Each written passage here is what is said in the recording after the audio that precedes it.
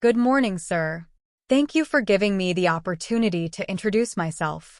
I'm Pooja, and I come from a nuclear household in Jamshedpur.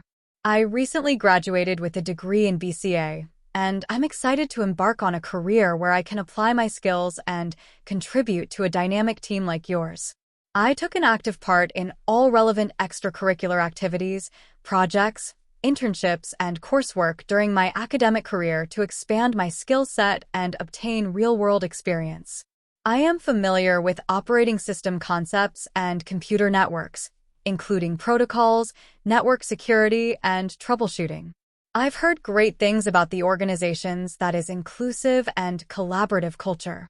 It's important for me to work in an environment where teamwork is valued, and I believe that I can foster that kind of atmosphere here.